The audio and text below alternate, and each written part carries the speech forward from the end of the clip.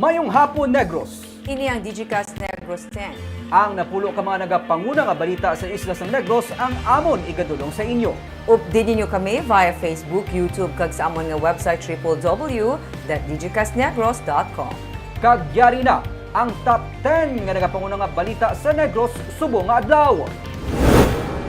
Vice Presidente Leni Robredo kag anay Senador Francis Pangilinan mainit agin sugalaw sila pagbisita sa Negros. Masobra 1,000 nga salakyan nakigbahin sa stationary caravan. Anay konsehal nga si Attorney Lyndon Canya nagtaliwan. Gobernador nagpahayag nga dapat hibaluon anay ang rason sa mga LGU nga may manubo nga vaccination rollout. Mga Negrense gindumdum ang maragtasang al 5 de Nobyembre. Anay kampo nangin resort kag cafe kabahin sa atraksyon nga ginakadtuan karon sa mga Negrense sa Banwasang Murcia. Kag kilalahon ang Bacolenia nga ginakabig isa sa mga Young Hero of the Year sa Asia. Initanan sa Digicast Negros X.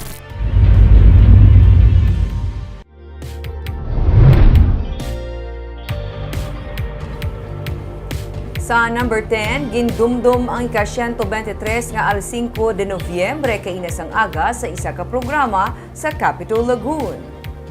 Sa isa ka performance ginbalikan ang maragtason nga hitabo kung sa diin ang puwersa ni General Juan Araneta sa sur kag General Aniceto Lacson sa norte ang nagtiplang gamit ang amakan kagawayan sa Spanish forces sadto. Sunod kay Governor Eugenio Jose Lacson ang ilang nga pagkabaganihan ang ginadumdum.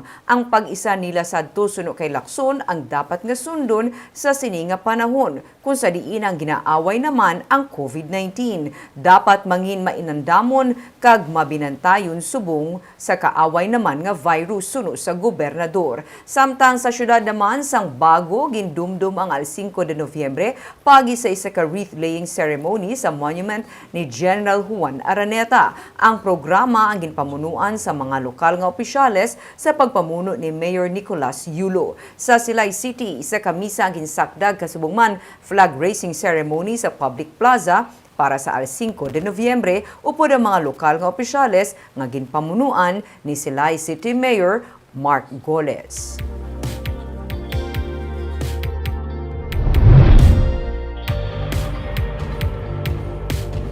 Sa number 9, ginapaabot nga sa masunod nga simana mapasar sa third and final reading ang 5.7 billion pesos nga proposed budget sang Negros Occidental.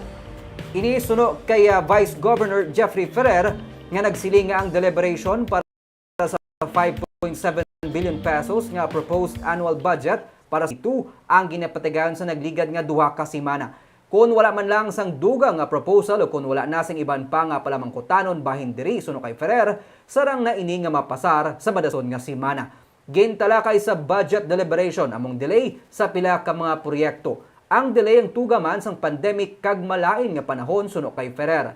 Damlag pa ginsiling ni Governor Eugenio Lacson nga magapabilin nga taklaron bangod sang away kontra COVID-19. By next week tingwaon tagid. Kung wala man lang sang mga additional proposal, so by next week. Pareho magyapon sang last, no?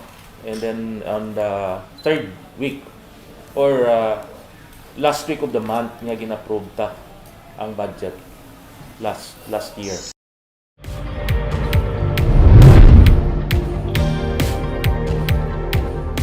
Sa number 8, pulis mayara na sa person of interest sa pagpatay sa commercial sex worker sa reclamation area sa Bacolod.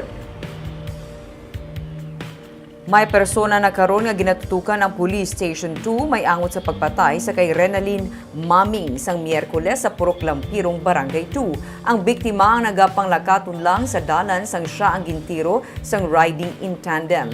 Suno kay Lieutenant Junito Pastrana, Deputy Chief sa Police Station 2, may isa ka persona nga 3 ka adlaw na nga nagapangita kay Maming. Bangod yara kuno sa biktima ang iya sini nga ID nga kinahanglan sa trabaho, bangod ini ang ginkawat ni Maming matapos niya siya nga ginserbisyuhan. Ang biktimang isa ka commercial sex worker suno sa pulis. Ginaalegar masami man niya nga ginakawatan ng iyang mga kliyente nga kadaman mga driver o kun helpers sang nagabiyahe nga truck sa reclamation area. Ginakilala pa sang PNP ang isa pa ka persona bangod ginaalegar duha ka persona amo ang suspect sa pagpatay kay Maming. Sa number 7,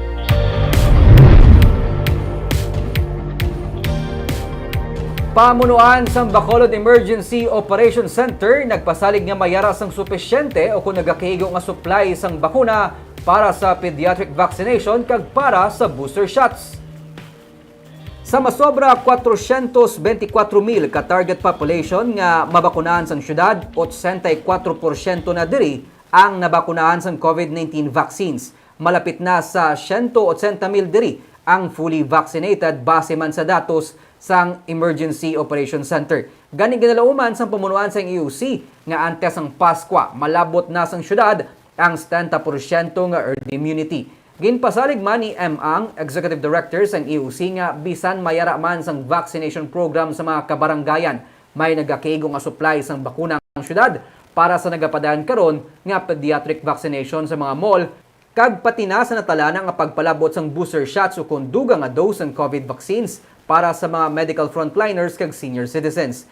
Antes sang Nobyembre 15, ginalauman sang syudad nga mabato ng guidelines sang Department of Health para masugda na ang pagpangbakuna sang booster dose.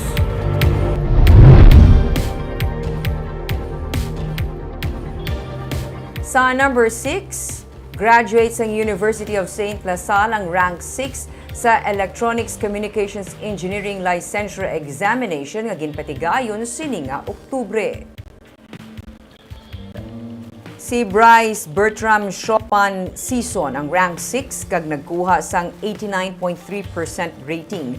Nanguna sa among licensure examination si David XYZ Temple Caliena sa University of Southeastern Philippines, Davao City nga may 92.8% rating. Upod ni season nga rank 6 si Rom Ivan Fajardo Balange sa University of Baguio. 710 gikan sa 1,484 nga nagkuha sang licensure examination ang nakapasar suno sa PRC.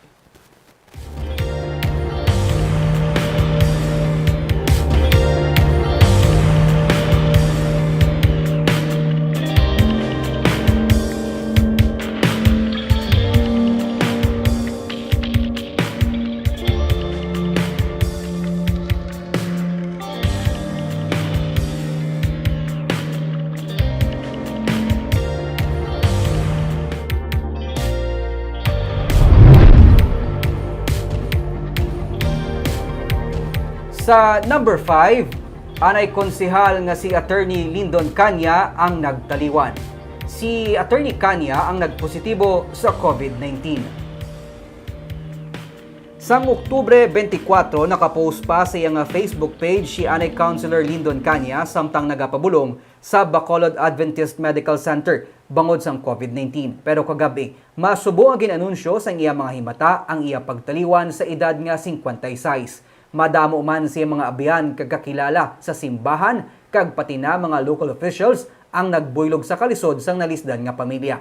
Si Canya ang nagserbe bilang konsehal sang syudad sang 2001 tubtub 2006 para kay Vice Mayor Elcid Familiaran, makabig isa sa mga maalam nga legislator ang anay konsehal nga magluwas nga independent-minded, hindi man madali-dali nga maimpluwensyahan. Ang anay estudyante ni Canya sa College of Law nga si anay konsehal Cesar Distrito ang nagsiling nga isa man ka mabuot nga leader, mentor kag abyan ang iya anay maestro.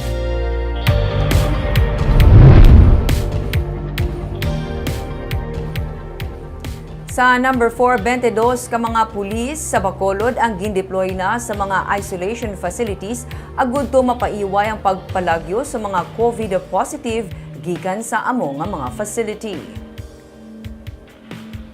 Balik na sa 11 ka nabilin nga isolation facility sa Bacolod ang 22 ka mga pulis gikan sa Bacolod City Police Office. Sila ang magabantay 24/7. Agud man mapasiguro ang kalinong sa mga isolation facility kag mapaiway ang pagpalagyo sa mga gina-isolate nga COVID-19 positive sa pasilidad. Nagligad lang nga Oktubre 30 sa makapalagyong isa ka 40 anyos nga lalaki nga COVID-19 positive sa isolation facility sa Barangay Tangub. Tubtub nga siya ang nasapwan nga patay sa kilid sa baybay sa Barangay Pahanukoy. Isa man ka 37 anyos nga lalaki ang nalagyo sa isolation facility sa Barangay Bata sa nagligad nga adlaw pero nabalik na sa sulod sang pasilidad. Suno kay Police Lieutenant Colonel Lester Liada, pamuno sang BCPO Operations Management Unit, gindeploy sadto sa mga patro ang pila ka mga pulis sang tigkalalag kagang iban yara pa sa training amo nga nabilin sa mga barangay tanod ang pagbantay sa mga isolation facility. Ginalauman karon sa pamunuan sang BCPO upod sa Emergency Operations Center ang kooperasyon sang publiko ilabi na sa mga yara sa isolation bangod nga hindi na maglabot sa punto nga sila mapasakaan pa sang kaso angot sa pagsupak sang Republic Act 11332 o kunang mandatory reporting of notifiable diseases and health events of public concern act. Big part na yan sa aton nga obra nga makorp nato ng aton nga pandemic. We have to provide man sang police assistance sa aton nga emergency operation center. Vaccinated naman ang aton nga PNP personnel.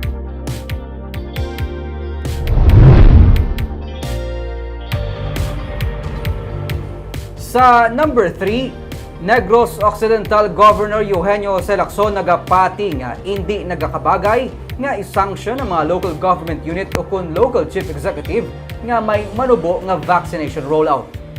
Sinigid lamang ginsiling ni Presidente Rodrigo Duterte nga iya ginmanduan ang Department of Interior and Local Government nga isanction ang mga LGU kag mga alkalde nga hindi maayo ang nangin performance sa COVID-19 vaccination program. Suno sa gobernador kung tani dapat anay hibaloon ang sitwasyon sa natungdan ni LGU antes pa man papanaugan sang sanction sa mga probinsya ang may manubo nga vaccination rollout.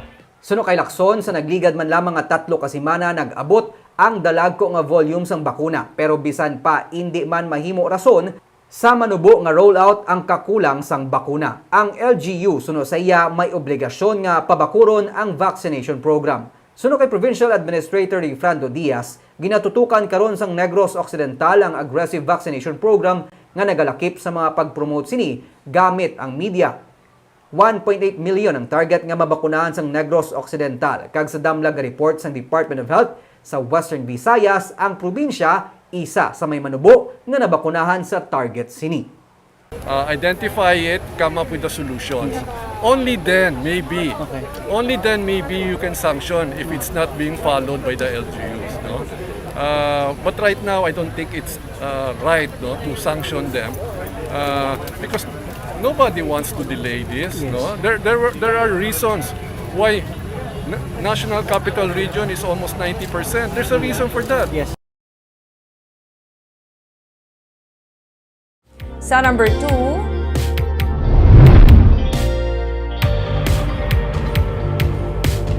caravan para sa kay Vice Presidential Aspirant Senador Bongo ang ipatigayunon buwas nga adlaw.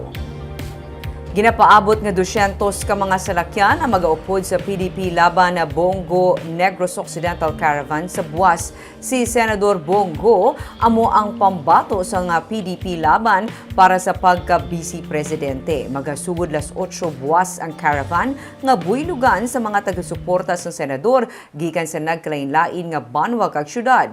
Ini ang magahalin sa syudad sa Victorias padulong sa Bacolod kung sa diin magaupod na ang mga taga-suporta gikan sa norte kag Murcia. Magatabo man ang sa Bacolod nga mga supporters ng senador gikan sa sur kag sila magapadulong sa Panaad Park pagwa sa Mansilingan kung sa diin magatapos ang caravan. Sa number 1,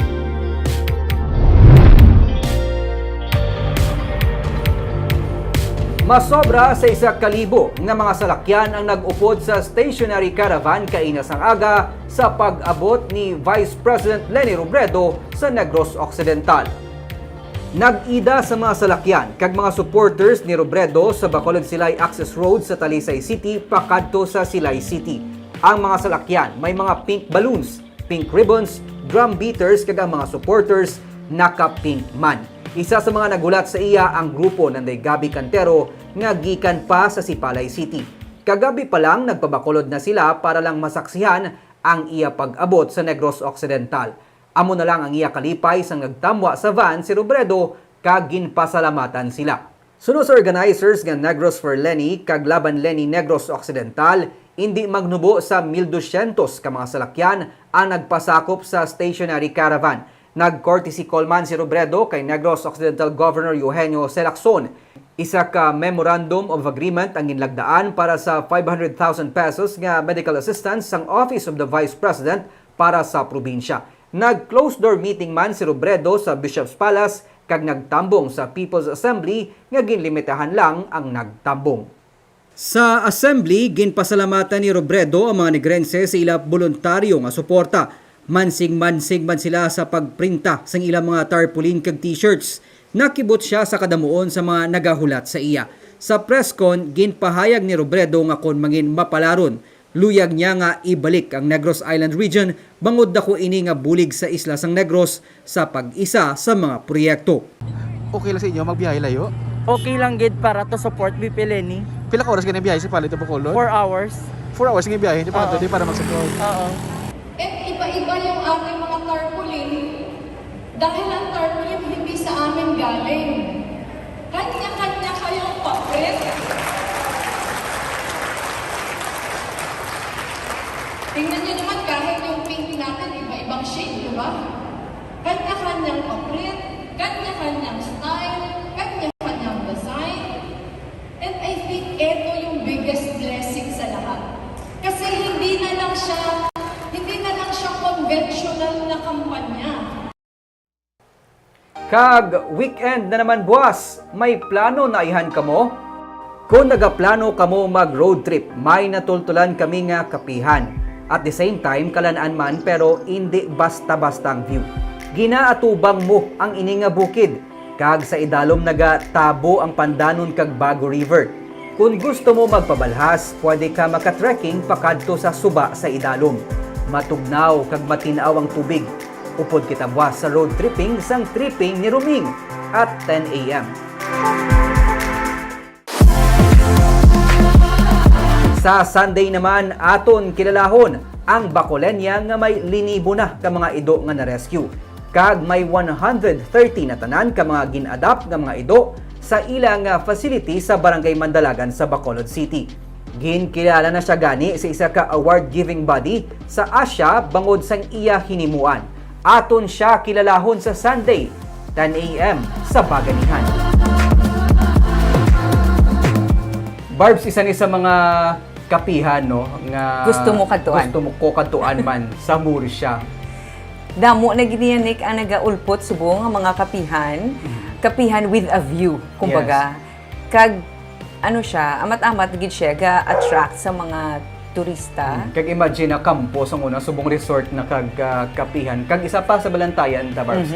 Sa Sunday, ining Bacolenia nga ginakabig Shiro hindi lang sa Pilipinas kundi sa Asia kay man ginakilala ang iyang dedikasyon kag pagpalangga sa mga layaw nga ido. Imagine sa iyang shelter nakita ko 130 ka mga layaw nga ido kilala niya, Barbs. Grabe. Isa-isa. Yeah. Labay man ako, wala ka ginkulbaan.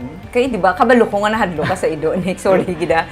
Doon nahuya ako kay ang mga nagabisita dito gapalapit sa ido. Ag ginapalapitan sa ido ako nagsaka agi kuya sa may nagtungtong ko sa may goma kay medyo nakulbaan ko sa mga ido. Nakulbaan ko sa ngurob kag sa syempre sa unto, Barbs. Kagamuyad to mga balita sa Isla sa Negros subong adlaw. Kay man sa panahon karon importante nga maihibalo ka sa nagakatabo sa imo nga palibot. Pero dapat balanse kag insakto ang mga impormasyon. Padaan kami nga magapangalagad sa Negrosanon. Ako si Barbara Mijares. Tugtog sa Lunes, ako si Nico Delfin. Happy weekend!